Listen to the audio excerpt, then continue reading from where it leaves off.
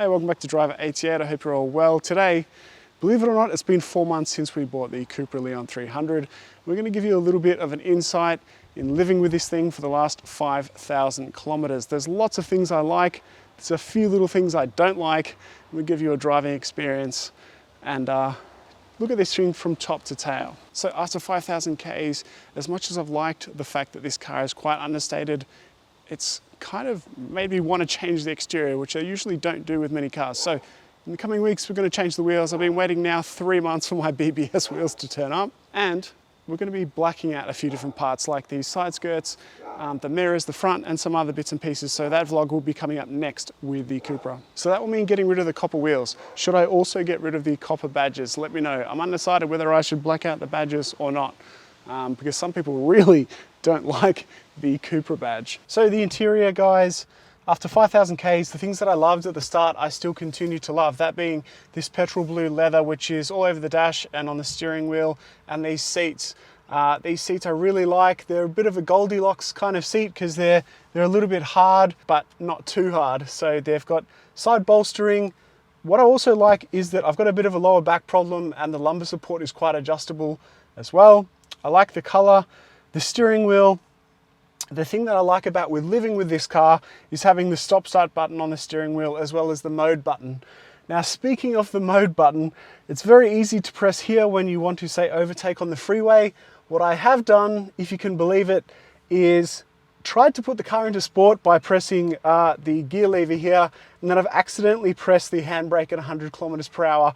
You probably think that would be impossible, but I was looking up ahead and then I pressed it, which yeah, it was an interesting experience. Aside from that, on the interior, little things that I do like. So these little pullouts here, which come in all the storage parts. So you sort of can take them out and then get rid of your dust and your chicken McNugget crumbs easier than before, which I also like. Storage has been quite great. So speaking of the interior and the tech, now, the Mark 8 Golf as well as the Cupra, I know lots of owners have had lots of different issues with this screen for all different sorts of reasons. I've been relatively lucky. I haven't sort of had any blacking out screens or anything that will fail to operate or freeze. The one issue that I have had is my partner, or my fiance, has an Android phone, and when she connects with this car, and I've got my phone in here as well, there seems to be this like battle between each phone for some reason. And this car, I don't know why, decides to always take the Android first. And even when I choose the option to go back to the iPhone so I can use my Apple CarPlay apps, it just doesn't let me. I have no idea why. And to the point where she has to turn off her phone to get back onto Apple CarPlay. I don't know why. Maybe that's something to do with her Oppo. As I said, other Cupra owners have had all sorts of other issues. Mine has been pretty much fine. And speaking about the tech, the Beats audio, I would give it about a 6 out of 10. It's relatively clear at sort of mid-level volume, but when you want to turn things up and really enjoy a song, I feel that it's just too high pitched without the quality and the clarity to make you really feel like you're surrounded by a great piece of audio. It's about as deep as I can get into explaining that. So one other small thing that I had as a gripe, which is now no longer, the auto start stop on your Cupra.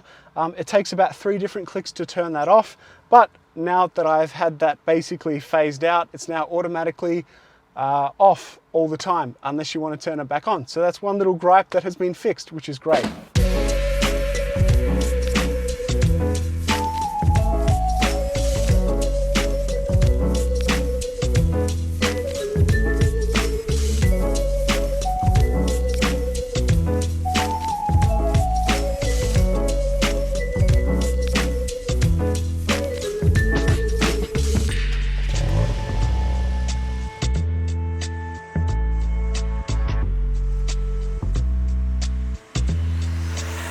Continuing with the theme of flying under the radar, this is very, very quiet. So we do have an OPF, or petrol particulate filter, PPF, something like that, which makes the car very, very quiet. I haven't had any inkling as to what sort of exhaust I may put on it. a catback or a downpipe. Either way, options are really, really expensive and there's not many on the market so far. So that is something that is still pending. Driving this car, it's so comfortable on the freeway. I love the fact that you have so many different settings for your suspension, for whatever driving you're sort of doing. For those of you playing at home, over my 5,000 kilometers, I've averaged 8.5 liters per 100 Ks. And then also, I spend a lot of time on the freeway. So I think that if you had this car, you'd probably be averaging a little bit higher than that. On the freeway, I can get like 6.5, which is really, really decent, considering this car has not 296, but now over 400 horsepower at the crank and over 500 Newton meters at the crank. So I've added a few little bits. That is in a vlog. Might have been already out or it might be coming out, but you'll see that. I'll put a link to that vlog. And this thing now is really a bit of a sleeper. It really is a bit of a sleeper. And it's quite quiet, so people don't always know that you're coming, which is a good thing these days. I find that I don't have a gearbox tune, but I don't think I even need it at this stage. We've got the intake, the intercooler, and a racing line tune. These gear changes, they're really, really responsive. I've driven the DSG from like the last 13, 14 years, and they've only gotten better and better as time has progressed. This one is, yeah, no exception. It's really, really good. It's maybe not as satisfying as a far more expensive car, but at this price, really, really good. And people talk about this herky jerkiness in traffic or like in car parks with the DSGs. I haven't found it with this one. I mean, maybe I'm just used to them and I give them a little bit of extra time that they need to engage. But yeah, plenty of power, plenty of power. So this is the 4th generation of the EA888, and if you've seen in other models or other variants, yeah, this new generation makes so much more power. It's really, really linear as well. So the fuel has gone from previously a direct injection and a port injection, and now we're back to, or we're only direct injection. And yeah, I don't really think I need that much more power at all for my daily driving duties. Now, I've rambled on, but there's just one last thing. So, for maybe potentially tracking the car, because this is a bit of a hot hatch, or for more, I guess, sporting driving, attacking roads, there's one little gripe that I do have.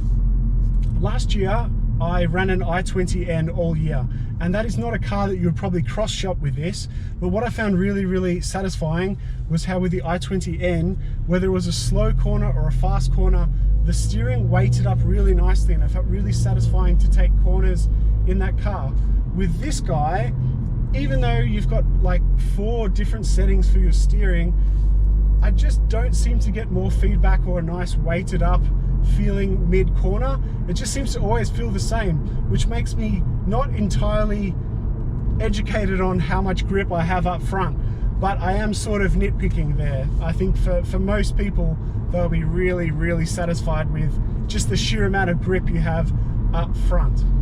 And so that is the performance part of the test, and I think after 5,000 Ks, performance has definitely been a highlight. Now, speaking of cross-shopping cars, I think some people would cross-shop this against an i30N, which I have driven in its DCT version or dual clutch version, and it is quite a good car and quite exciting to drive as well. I think this is a little bit more refined driving experience all round. What I do kind of miss is that with N products, you get a track warranty, which would be really nice if this also had a 5-year track warranty. So 5,000 Ks with the Leon Cupra. This thing has really grown on me over time, especially as a daily. Super comfortable and easy to use, plenty of power on the freeway, decent fuel consumption, kind of flies under the radar a little bit if that's what you're after. Things to do next, I think, like I said, the exterior stuff, we might make a little bit more power with this thing over time. And in a couple of days, we'll put it on the dyno and see exactly what power it makes. So Thank you very much for watching. If there's anything else you think we should do to this thing, please let me know. If there's anything I've missed, please put in the comments with your experience of living with these cars, and we shall see you next time.